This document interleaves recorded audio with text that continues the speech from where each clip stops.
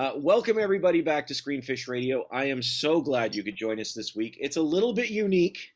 This week we've switched things up a little bit. We are actually talking about Jurassic World Dominion. Well, why is that different? It's different because the film just came out. So this week we're getting a jump on it a little bit early. And I am so excited to have with us this week friend of the show, Dave Voigt, and our friend, our dino expert, I shall say, is Ben Dower. Thank you guys so much for joining me.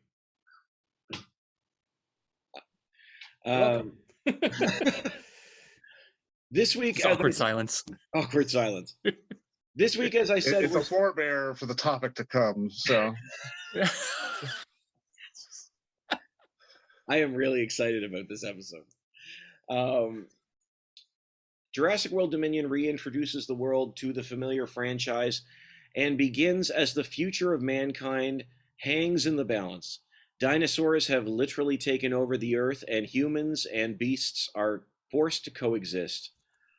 When a kidnapper steals Maisie Lockwood from the home of Owen Grady and Claire Deering, the two must race to save her from the evil Biosyn Corporation. Film stars Chris Pratt, Bryce Dallas Howard, and returnees Sam Neill, Laura Dern, and Jeff Goldblum. Now, as I said, as always, this podcast is rated S for spoilers. If you want to avoid that, this is opening weekend for the film, but you should be aware before we get into it. This film is proven divisive, currently sitting at 37% on Rotten Tomatoes, but 89% of users are in support of it. Gentlemen, what did you think of Jurassic World Dominion? I'm going to let Ben go first because I know I'm going to take a while. So, okay, I'm going to say outright I had fun, but the more I sit on it, the more I dislike it. I think I enjoyed the dinosaurs really fell through. They were really secondary, really poorly handled in my opinion. But I actually enjoyed the locust plot, which I didn't expect, but more as what it could have been than what it was. And I enjoyed seeing the old characters back and their banter, but it was also empty and also unnecessary to be a Jurassic Park movie in a way. Like the whole thing with the locust, like you could have done a whole better sci-fi movie on just that. And they squandered it by trying to shove it into the Jurassic World universe. Well, just to give a little context for you, Steve, Ben, and also your listeners. I mean, for those who don't know, over in the seats where I am, and you can find me all the time, I am generally viewed to be maybe a little more positive about certain things than is expected. I don't necessarily fit the model of the cynical film critic that people envision. Like, I love going to the cinema. I love film. I love it in general. But, well, boys and girls, that's going to change right now because this was the most dull, boring, pedantic piece of crap I have seen in quite some time that was filled with lazy writing, even lazier directing, logic holes that are defying even for a Jurassic Park / World series, which is inherently in and of itself pretty goofy.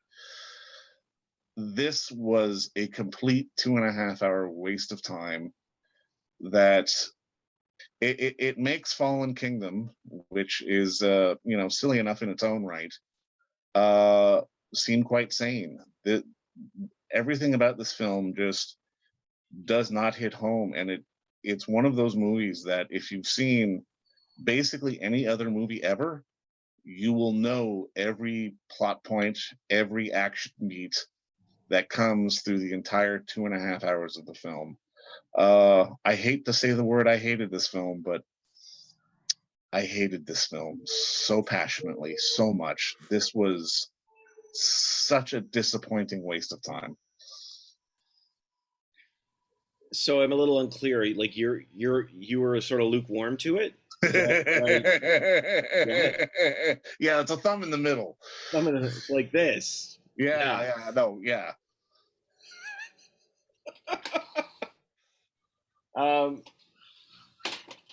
Okay. I don't see it.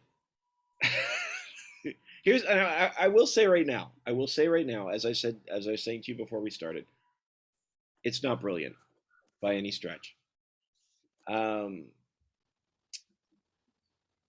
It's still to me. Well, I don't know how you could say it made Fallen Kingdom look like Shakespeare.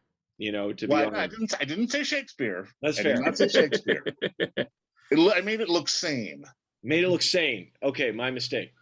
So, here's what I felt about the film. They've dropped all pretenses. The first film was an intelligent commentary on scientific achievement and progression versus nature, man versus nature.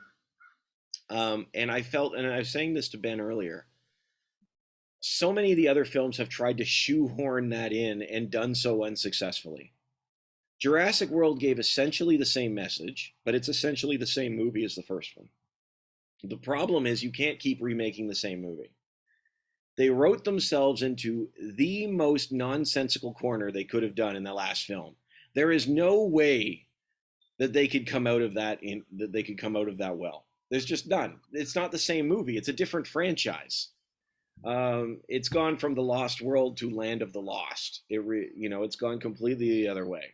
And I mean, and especially in the first act or first act and a half, is it trying to be Jason Bourne? Is it trying to be, it's trying to do too many things, and it's way too busy. That it's one of those things where it, like you said, it's trying to shoehorn in sort of so many of like ideas to try to make it this sort of big bold action movie, and it just ends up being dull because none of the things that are being shoehorned in, either from the script or from a visual standpoint, have any kind of originality to them. They're stuff that has been stolen from an array of other films that you can see just sort of on display here, and it's really disappointing. But why is that different here for you? Because I think for all of us, like we could all say that everything that we watch is influenced by other things. Like we see all sorts of influences in major blockbuster films taking things from other franchises. So why did this hit so different for you? Because of, I mean, on one hand, a lot of the plot points were lazy. And I mean, especially with some of the sort of wink and the smile moments that they had with, Sattler and Grant getting back together, or even some visual throwbacks that they put into the film where it's like, oh, that's from the first film. Oh, that's a reference to the second film. Just the general assembly of the design of it all, because there are elements in sort of the mine that they go to, and then when they crash the plane and this, that, and the other, it's all stuff that it's far too familiar. Because I mean, obviously there's only going to be a certain amount of stories and a certain amount of ways you can do things, but it's the little subtleties and it's the little tweaks to try to give it a little bit of a different flair that allows, like you say, to be influenced by something else and then to put it in there. But do that, but give it a little bit of flair. There was no flair here. And when you combine that with the weak writing and the weak characters, it just makes for a painful experience. Now, see, I will say, like for me, and Ben, I want to get back to you here in a second too. For me, though, this was like going to Universal Studios theme park. That's what it was, because it was a theme park ride is not a film. But that's what I'm saying. The franchise has gone that route. It's been pushing that way all along. So for me watching it, I mean, the story of the locusts and all that stuff, it's nonsensical. I know that it is. But I paid my token. I got in the boat, and what they wanted to do was show the expanse of the world as it has gotten. That's what they wanted you to see it with some stuff happening along the way. Did it make incredible sense? No, but this was a film that wanted to be, I think, wanted just to be a visual ride and try and get the characters together. And you had to do that some way. It was, I actually felt it was probably even more fan service than most other franchises I've seen, and bordering on Fast and the Furious in terms of its ridiculousness. But I enjoyed it. But here's the thing.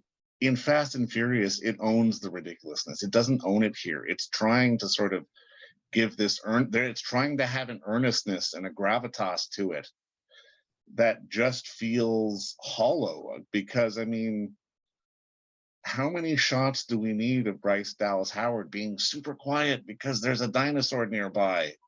Okay, it happens once, it happens twice. By about the 17th time they do it, nobody cares. It's fair. It's fair. Ben, tell me what you're thinking. No, like I said, I actually liked the Locust plot, which surprised me, but not as it was done. I saw a potential for a better sci-fi commentary there that was squandered. In that you could have done a lot on how the commentary on how patents are used by big corporations to profit out of forcing us, the lower classes, to pay for their products. Yeah, you can patent living things. That's a problem. If it had been about a company that had modified an already a currently living locust species to do basically the same thing and mixed it into the population to outcompete it, and then scientists thinking, oh, they've evolved this new ability, but then Biosyn says, oh, but we've developed a crop that can resist it. You don't need the dinosaurs for that plot. And you can do a whole bunch of commentary on how corporations with the genetic power can use that to lock profits in, and how our intellectual property laws cage us in to corporate control. We saw this play out recently with in real life, which was probably before the film was written, with the COVID-19 vaccines. Right? They're patented. They were made with a ton of public money, but they're patented. And only certain corporations have the rights to produce them.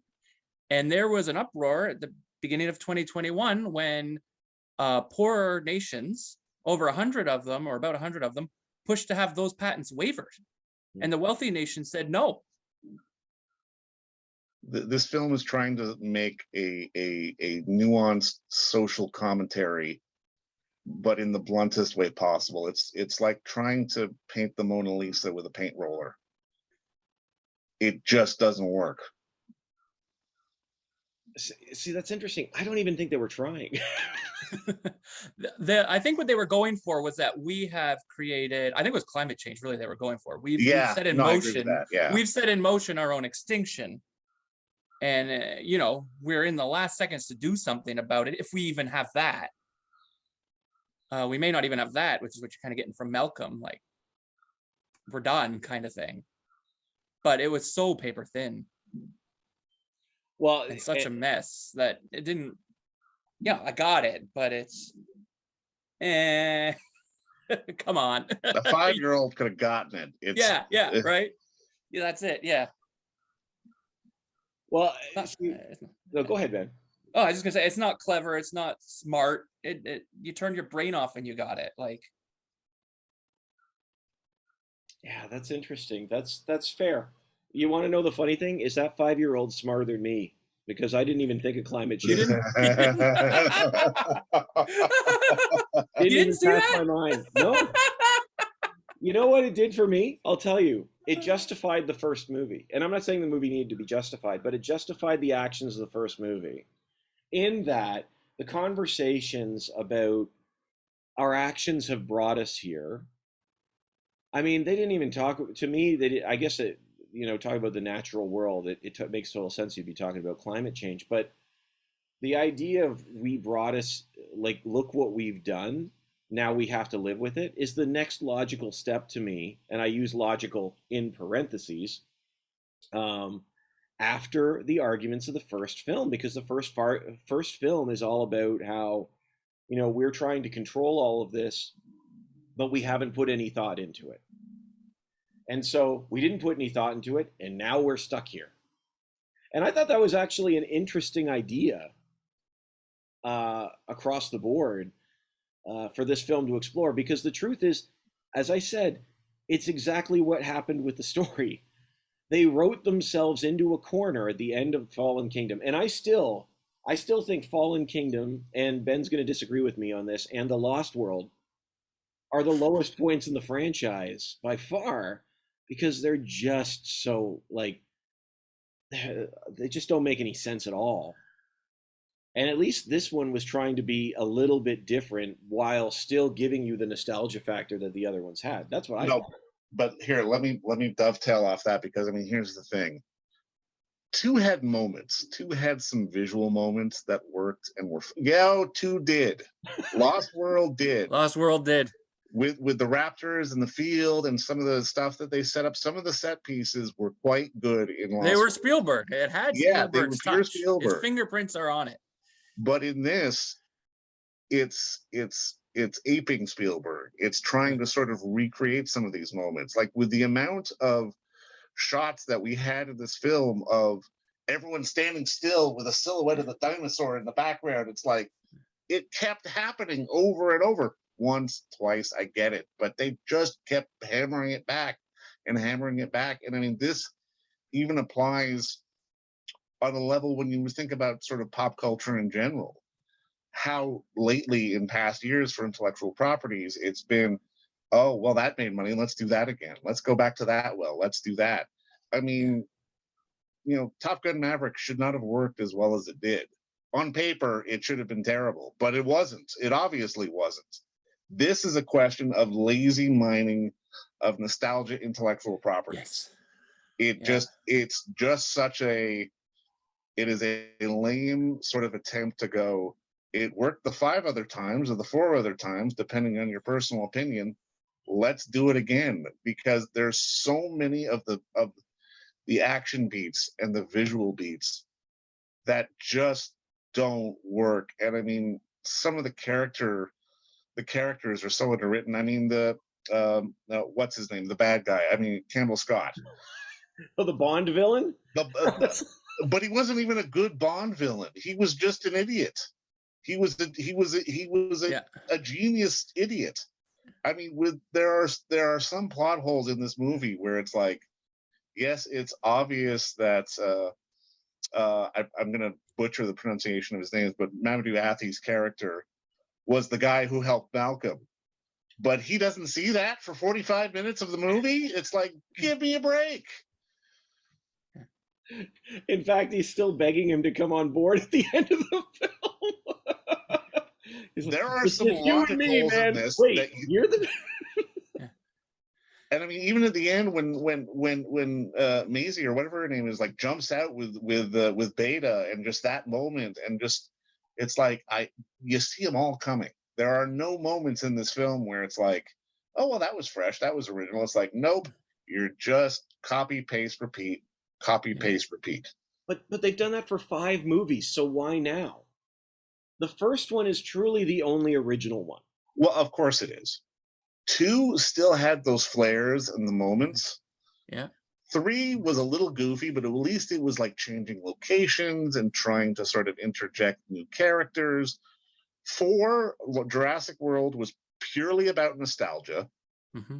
Fallen Kingdom went into horror movie territory, like sort of, you know, Universal horror, trying to make it in sort of into this big castle with weird things going on and the little girl. And I mean, I didn't mind it, but it doesn't work.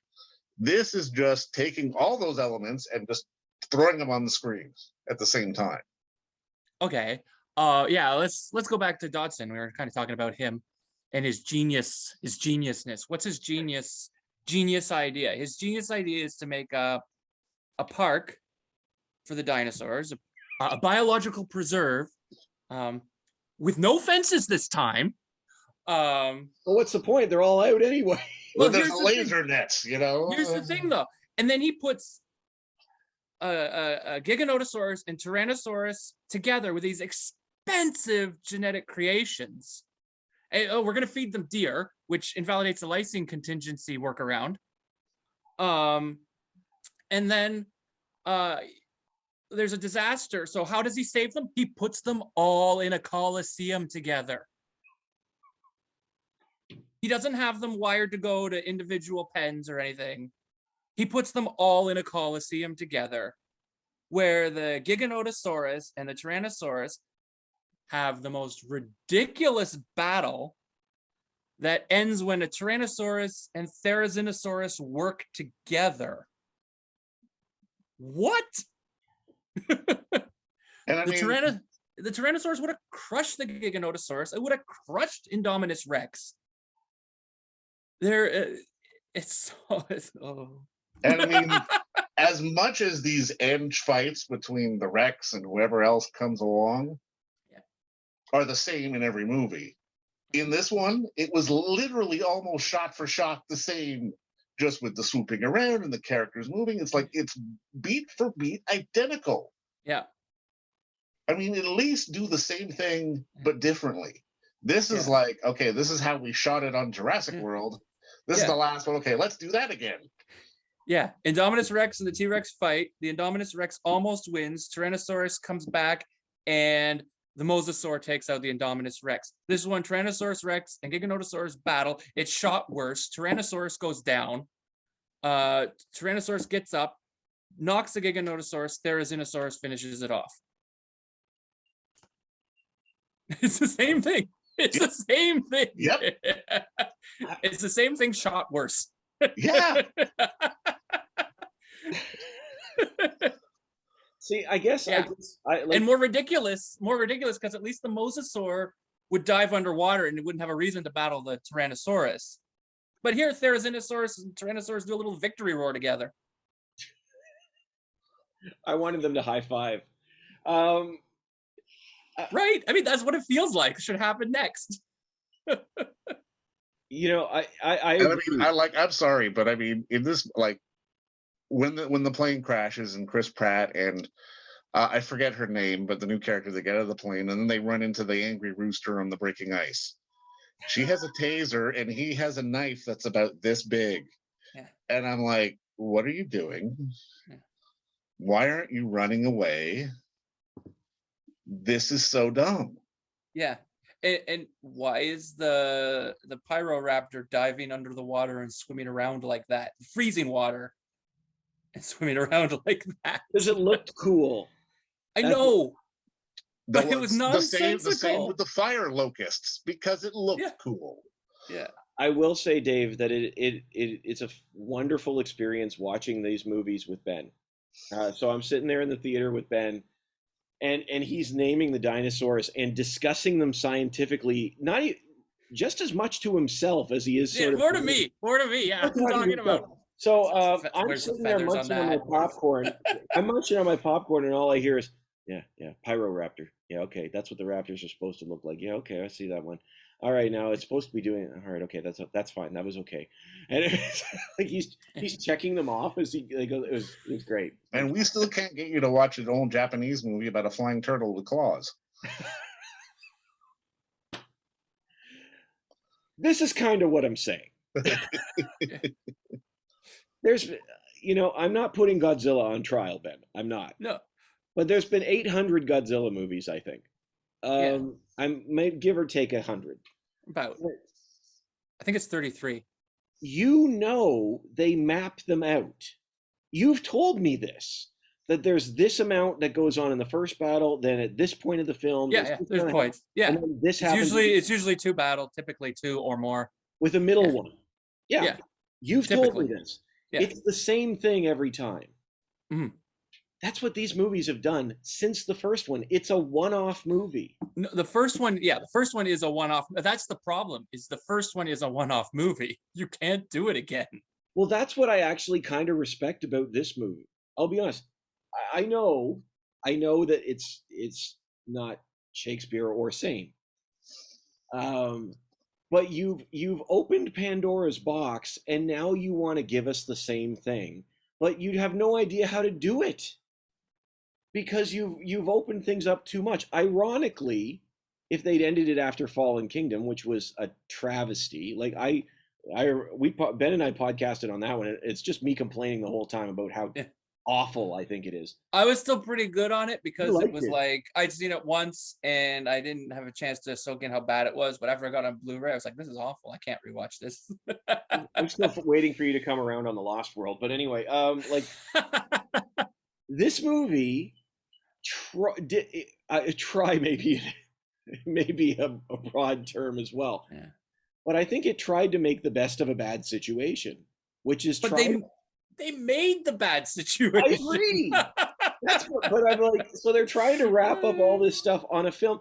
Like, okay, you made a movie that's basically like in one location, and now you've kicked the walls down, and that same virus, if you will, metaphorically, is now everywhere. Yeah. But again, it was trying to take itself seriously when it should have gone the other route and just go, okay, Godzilla versus Kong worked for these guys. Yeah. Let's make that. Yeah. You know, I said this to Ben in the first 5 minutes. Honestly and truly, my only question was, how on earth did the dinosaurs go all around the world? That's my only question. I'm like, why did the T-Rex, how is there a T-Rex or Carnotaurus in Malta? How did that get there? Did they commandeer a vehicle? Did they like well, there's so many. There are so many dinosaurs when only a handful came out of the Lockwood Manor. Oh yeah, but it's been 4 years. I mean, if Blue can reproduce, sure. And I mean, here's the thing. Like, I mean, when they're in the lab and they're running around, part of me was waiting for Blue to show up. Like, Blue got on a plane and came to help. Yeah. I wanted that.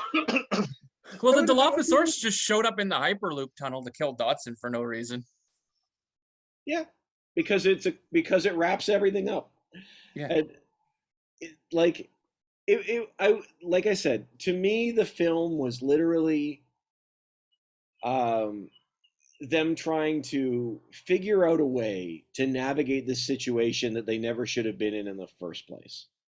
They could have easily ended the last film with the volcanic eruption, and then had this film in the other island, and that was the end of it. And then just do one more on the island, and then be done.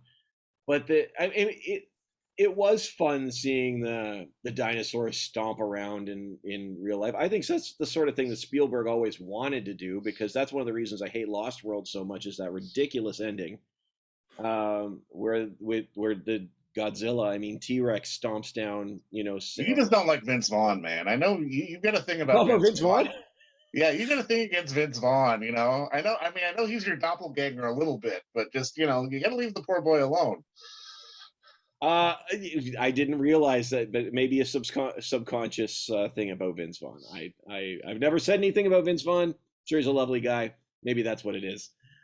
But so listeners, we are just teasing each other right now. So yeah. Well, obviously, we all look pretty angry with each other too. So that's fair.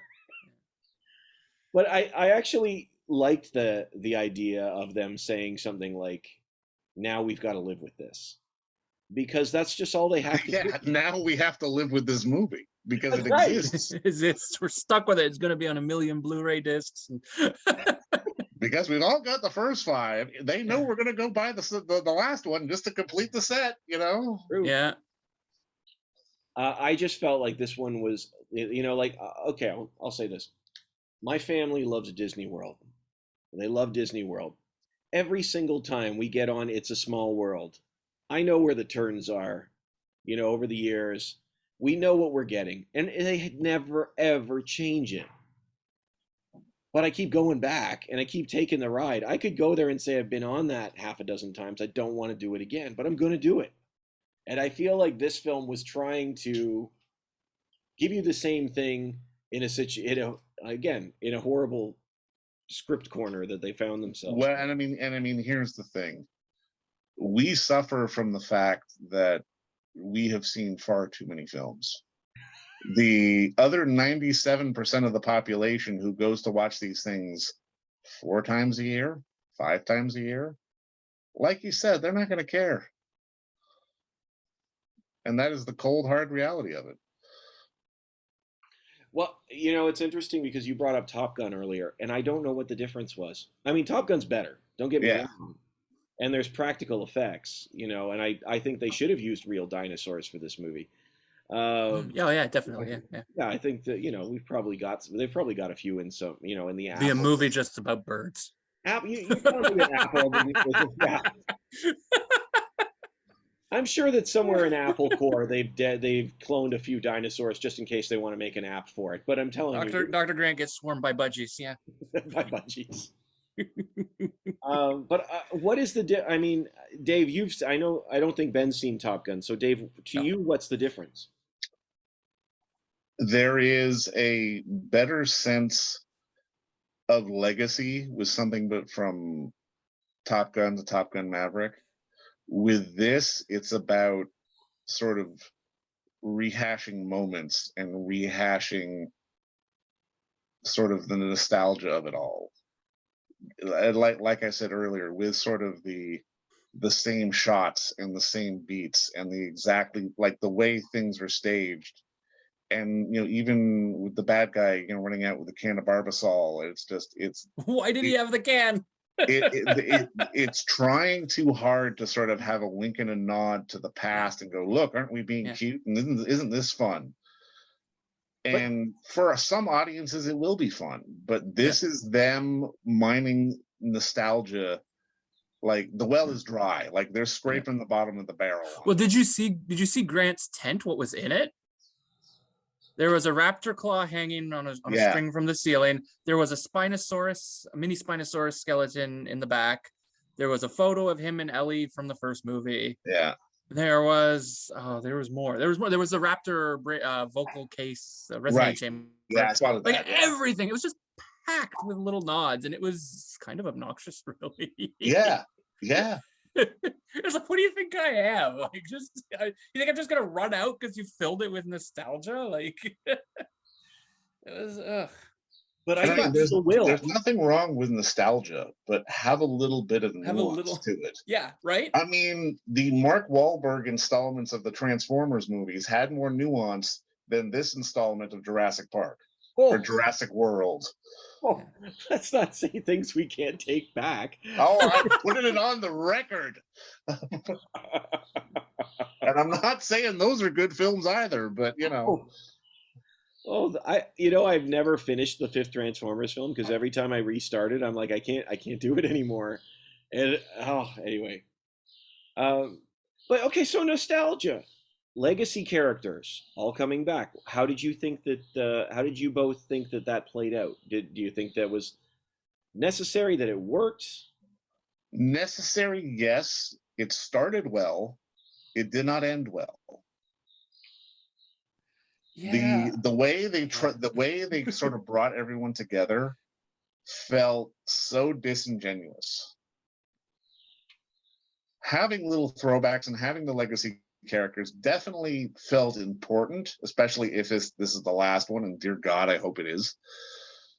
But it's just one of those things where, as they shoehorned them together, it was like it didn't work right. I mean, even in those moments when they're all together and hiding and sort of figuring out a plan, just having, hey, I know you. It's like, no, just shut up. You're the guy who trained raptors. It's like, no, you should already know who he is, Dr. Grant. Shut up. Well, that scene was interesting because he said that. And he said, you're the guy who trained raptors. And he's like, yeah. And there was this pause. And the movie went on. And I leaned over to Steve. Remember, I leaned over to him. I said, Grant should say, you idiot. And even the quips with Goldblum, it's like, do you have a dinosaur on your back? Yeah. It's like, hey, Dotson. Oh, yeah. That's a Harrison Ford move right there. It's true. I love that, but it was so stupid. What was the point of that? See, yeah, it's fine. There were things I didn't like. Of course, there were things I didn't like. But I will say, man, I liked their banter. The same things that you said there about him complaining about the dinosaur on his back. I'm like, yeah, I liked it. I can't help it. Jeff Goldblum makes me laugh. Okay, but do it once. Don't do it and then do it again and then do it again and then do it again. Like, oh, I figured out the code. Oh, is that a dinosaur on your back? Oh, that guy. It's always that guy. It's like, stop going to the well. If you're gonna do it, make it count. It's funny. I'd say that I'd love a whole movie of him doing that, but that's what gave us Lost World, and I can't bring myself to ask for that ever. Was there anything that either of you liked about the film? No. That's just it. Just the only thing you liked is when the credits rolled. That's it.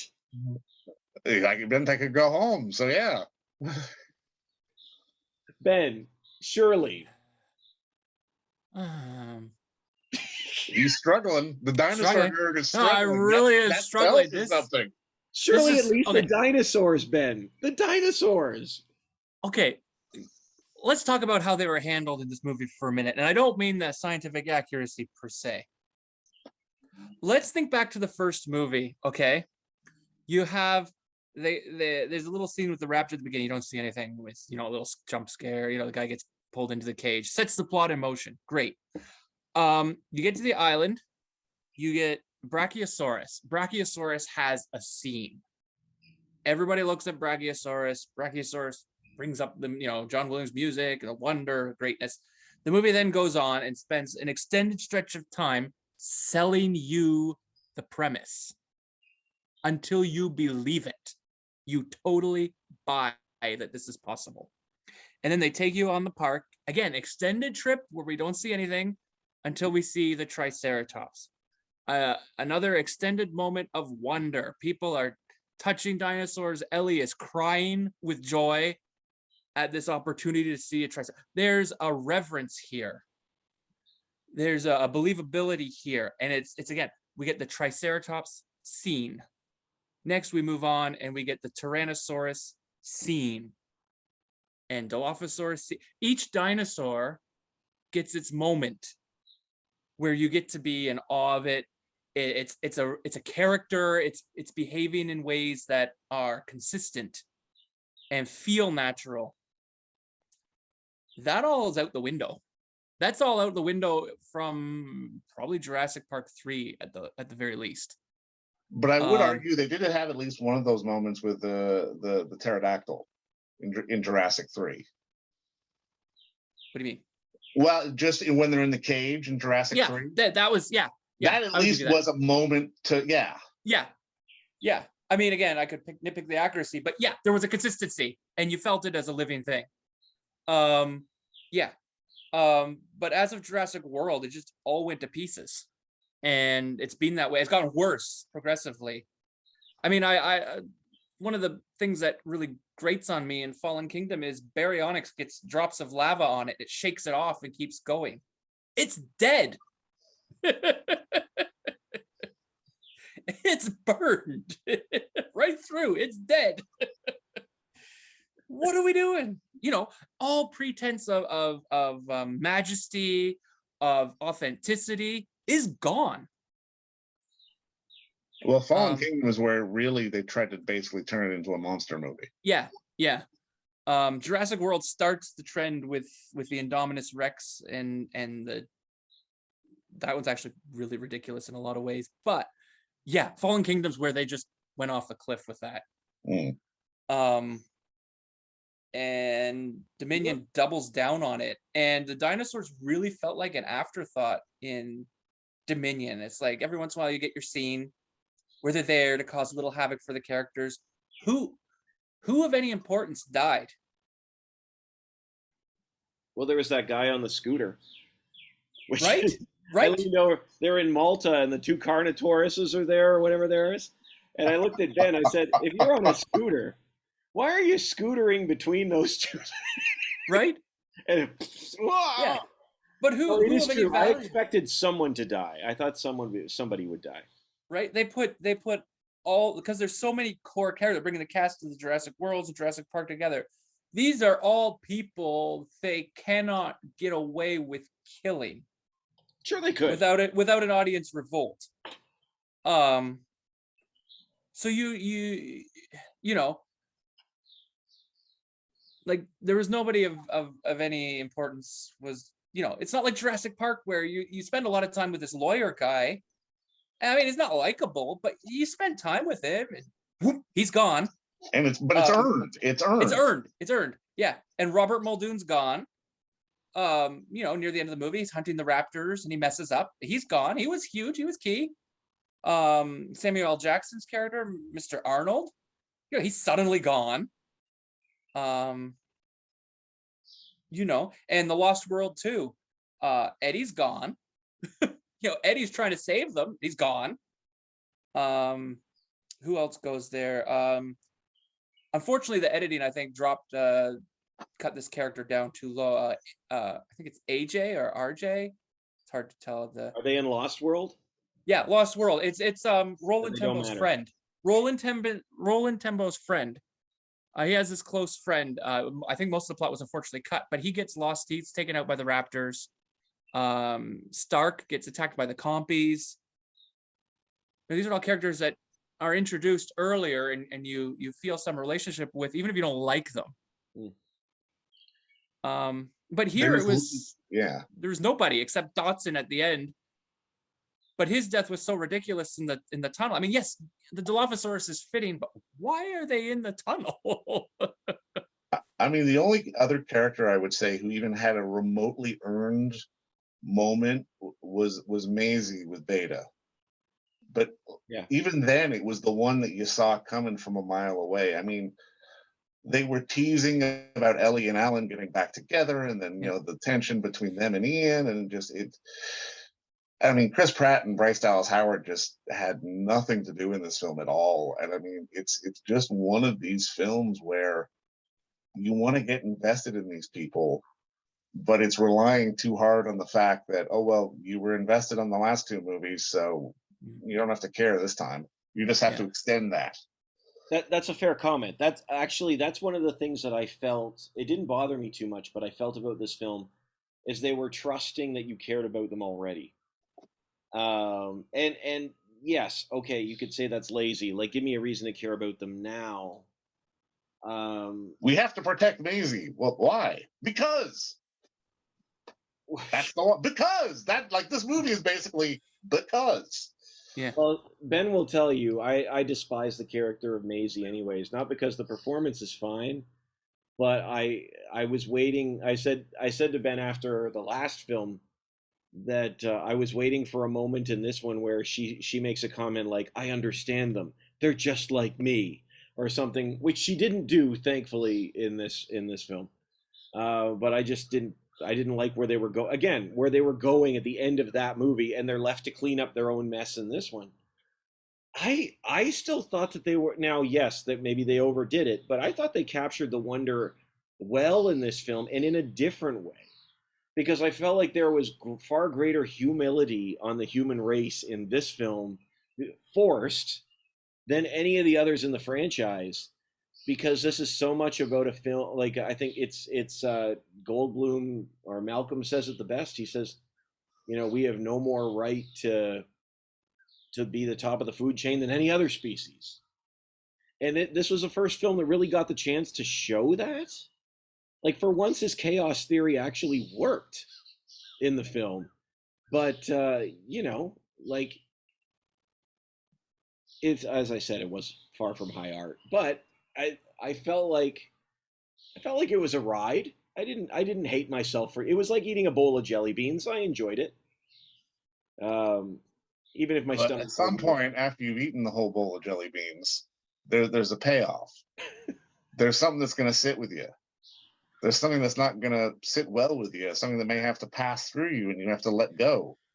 That's the end result of this. This is the end result of eating that bowl of jelly beans. This is the grand finale of that bowl of jelly beans. This is what And happens. we all know what we're alluding to. We're not going to say it because this is a family-friendly podcast, but this is what we're alluding to. It has to do with another bowl. Yes, it does. Yes, it does. Is it? I believe Ian Malcolm says in the first film that this is a really big pile of crap. But anyway, that's. I'm surprised he didn't repeat that scene.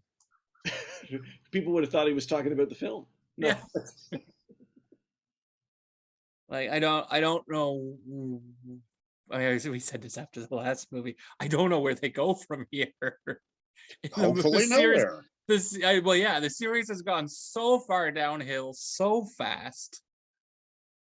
Yeah, part of me wants him to wipe the trilogy from the continuity, the new trilogy from the continuity, go back to Jurassic Park 3 and start from there, if even that. Oh no, don't do that. Don't be one of those franchises. I guess, well, it worked for Fast and Furious, but it doesn't work for any of the other ones. Oh, worked for Godzilla a couple of times. And we're still understanding the mastery of Fast and the Furious. I mean, I'm sure Vin Diesel will screw it up with these last ones, getting Dustin Lin fired. But that's another story entirely for another day. But this is one of those things where, you know, you can nitpick all, like the first one, obviously genius. You can nitpick 2, 3. 4 is a loving tip of the cap to nostalgia. 5 and 6 are just where it is, you know, they're in the car, they're holding hands, they're firmly off the cliff, and we are descending down into the ravine of nothingness. Yeah. There was a rumor once that this franchise was going to cross over with the Fast and the Furious franchise. I'm here for it. I'd watch that.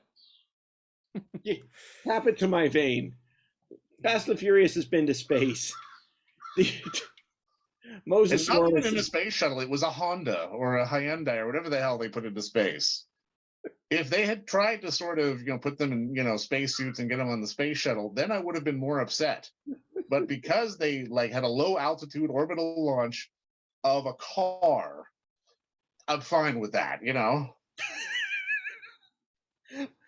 That's okay. I'd rather have that than this, which is the equivalent of trying to convince us that Vin Diesel needs to get on the outside of the space station to save the world. You know what I mean? Fair enough. I'm just having a very hard time that accepting Fallen Kingdom and Dominion take place in the same universe as Jurassic Park. Why? Because Jurassic Park, again, it has that, you believe it. It's grounded in a way. And Fallen Kingdom and Dominion are so far removed from that. And I mean, it's hard to accept them. Jurassic Park sold us and made it believe it's so well that it made the flaws of 2, 3, and Jurassic World go, okay, I can forgive it. Yeah. 5 was the point where it just went, okay, that's worn off now. Yeah. Yep. And we never got it back. They pushed it too far with number 5, and right over the cliff. Whoop. Okay, but see, no. I want to tap into this here because I know, Ben. I know this isn't really your thing here, but the Marvel movies did exactly the same thing. Those early Marvel movies are highly grounded. Highly grounded. Even Thor tries to justify his existence scientifically in the first movie. You call it magic, we call it science, or vice versa. You know, like they're like, oh, it's all science. Then Avengers have it's all relatively grounded for world-smashing events. Now they're into time travel. Now they're, you know, all over the place. They're doing all sorts of wild things. Half the planet's been disappeared and then come back. They've got, you know, gods changing time. You've got Egyptian mummies. You've got all sorts of things happening. and they don't seem the same. But I would say the journey isn't that different. I think that this tracks. It's nonsense, but I think it still tracks the timeline. But here's the thing with the MCU, they plotted it out so much more meticulously and carefully that it earns its steps. In this, we can go through Jurassic 1, 2, 3, 4, and believe it and earn it. And then it pivots to such a point with Fallen Kingdom that, while I didn't necessarily mind it, it never tried to earn it. Fallen Kingdom actually redesigns the park from the previous film, from Jurassic World, moving the mosasaur pool next to the ocean. Really? It's not like that in the first movie. Huh. Well, that movie is so forgettable that I honestly and I mean, even that opening scene, that's one of the more highly praised sequences because it's so suspenseful. There's a mosasaur living in that pool for how many years? Not being filtered, not being fed, not being cared for. It's fine. What? That's again a fair argument. Jurassic Park went to such an extent to show you how the park functioned. It had these electric fences, there's moats, motion tracking is mentioned. More so expanded in the book, but it's so grounded. It's so grounded in every respect. And even when you're like, from a cinematic standpoint, when you're making something that is just a ride and just nonsense, you still have to have beats where things are earned. As much as we all love to make fun of Michael Bay and his nonsense, there's still enough beats and enough moments that are earned that let you buy it and let you embrace it and let you go with it.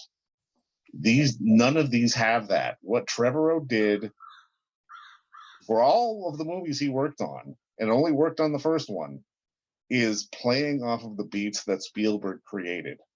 And he never deviated or refined them or added a tweak. He just went copy paste. They looked great, but they kept getting more hollow the more he did them. Yeah. Well, look at Fallen Kingdom. There's the moment where they all stand in awe of the Brachiosaurus. It's from the first movie. And then this movie, we all stand in awe of the Apatosaurus. Only there's 2 Apatosaurus this time. And then the next scene is Owen corralling the Parasaurolophus. And what does he do? He reaches out and touches it the same way Ellie Sattler touched the Triceratops' nose. It's the same thing. Yeah. Yeah, I find it fascinating that that's the issue that you guys have with the film, because I feel like there are so many franchises, and Jurassic Park has been doing this since 1997, really, since the sequel. It just offer you the same thing every time, but we keep going back. And now, I think this is the best of the franchise? By far, no, not even close. But it's not the worst, to me. I think Fallen Kingdom's the worst. You're right. I would still say Fallen Kingdom is worse. But let me get it on Blu-ray and watch it a few times to settle. I may change on that. Well, it's a fair comment. It's a fair comment. Yeah. Like, even though, like, you talked about Top Gun earlier, I think Top Gun hits the same beats intentionally that it did in the original. Maverick does the same thing that Top Gun did. It flips him around a little bit, but it tries the same sort of tricks. It just hasn't landed as well. There's nothing wrong with the same sort of tricks, but it's adding a slight tweak to the trick. Right. If they've been playing volleyball instead of football, or this, that, or the other, like, it's small stuff, but it's important. Right. No, that's a fair point. That's a fair point. Well, gentlemen, this has been a blast for me. I have really enjoyed this. Thank you so much for your time. Let's screen it or skip it.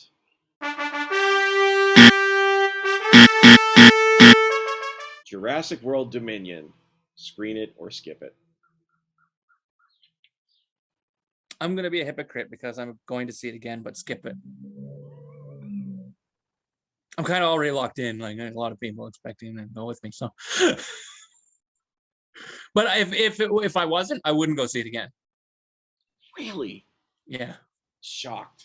I thought this would be eye candy for you. I really did. I thought that you would be like, oh my gosh, because they give you the full gambit of dinosaurs. I thought But that's we're going into the deep end. But that's the problem. Jurassic Park took a handful of dinosaurs, and you saw only those handful of dinosaurs, and it was enough to, because there was only a handful, you could give each one a little personality, a little variation. But this one, it's like just hits you, dinosaur, dinosaur, dinosaur, dinosaur, different species all the time. No chance for you to get familiar with the dinosaurs, right? Like the Rex pursued Alan and the kids across the island, kept popping out. You see it breaks out of the fence. It chases Ellie, Muldoon, and Ian in the car. It gets the Gallimimus, and then it shows up in the visitor center. You know that thing by the end. It has consistent behavior. It grabs the lawyer, shakes it, grabs the Gallimimus, shakes it, grabs the raptor, shakes it.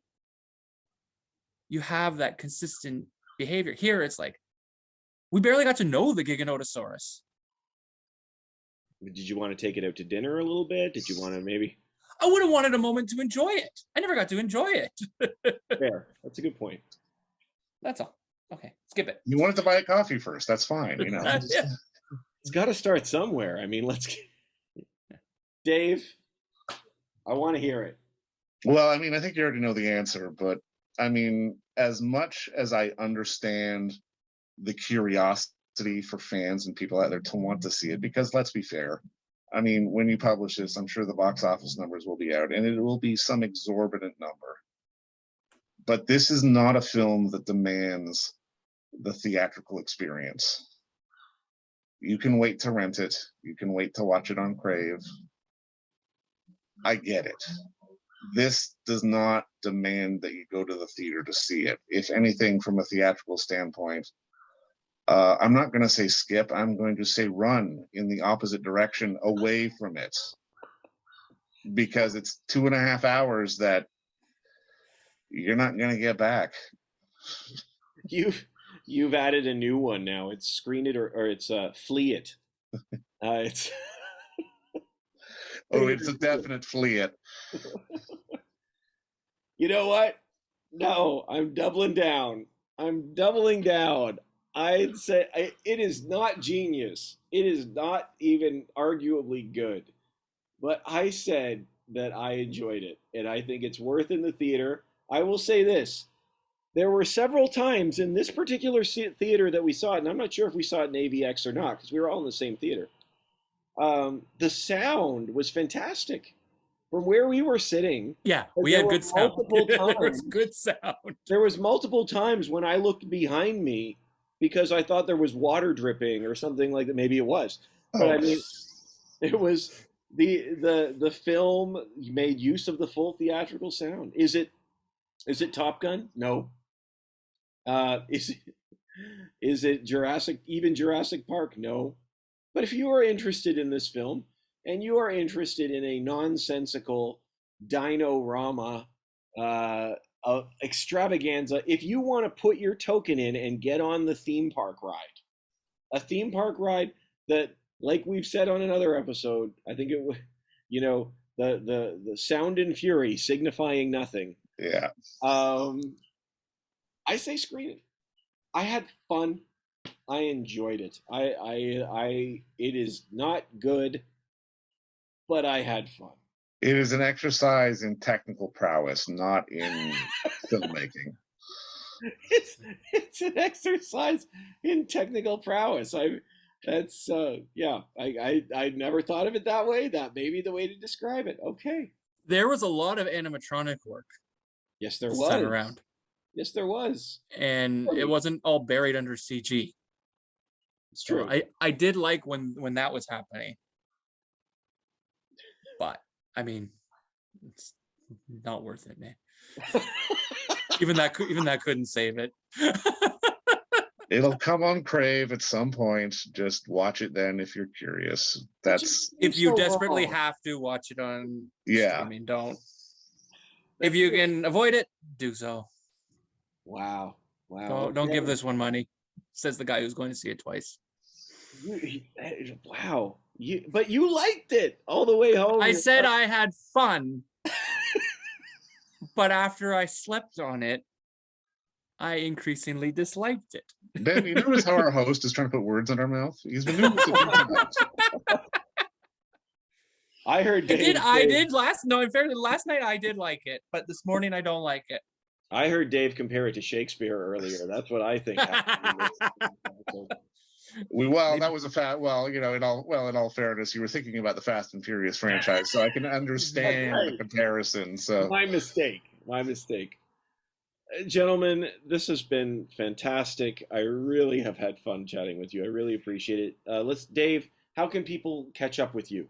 Well, as always, you can check out everything that we have to do over at In the Seats, which is, of course, intheseats.ca for all your latest and greatest from the world of film, television, and the moving image at large. And also, if you're one of these podcast people like we're on right now, you can find us over at In the Seats with ... where I sit down with a wide-ranging variety of industry professionals and we pick their brain about current projects, state of the industry, and so very much more in a light and conversational fashion. And if you want any updates on all that stuff, just find us on social media at In the Seats, either at the Facebook, the Twitter, or the Instagram, for all sorts of fun updates. Excellent. Thank you. And you know how I appreciate your time, absolutely. And I appreciate In the Seats. We appreciate you, brother. Oh, thank you. Ben, it's so great to have you on again as well. I always appreciate your insight. I love our conversations, and it's so much fun. But you've been working on something on Screenfish as well. Do you want to tell us a little bit about that? Yeah, I've been doing reviews for monster movies, and I recently did Jurassic Park. Typically posted on Mondays on Screenfish. Yeah, if the editor remembers. Yeah. So if you want to check those out, forward to your Carnosaur column. No, and they've been great actually. Ben, over the last couple of months or a few months now, I guess you've been doing Godzilla movies and now you did Jurassic Park. Been doing a Godzilla movie a week. We're through the Showa series. Now I've stopped to do the Jurassic Parks. I might probably do a few more Jurassic Park films and then go back to Godzilla.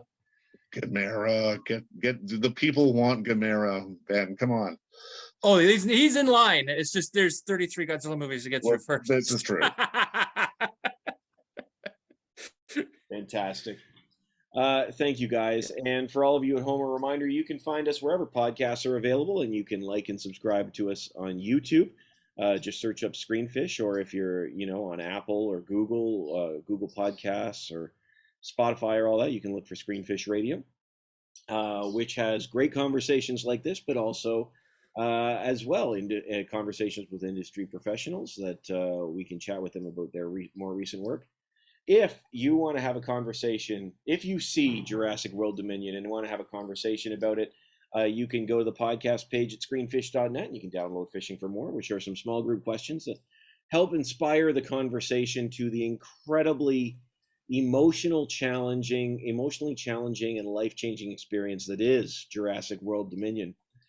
So I feel like you're overselling it just a little. Even I know I'm overselling it.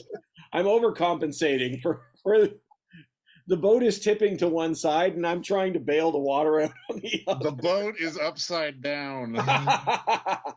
Mosasaurus just grabbed it. Anyway. Oh, he's frozen. So guys, thank you so much. And for you at home, we started the conversation. This was Screenfish.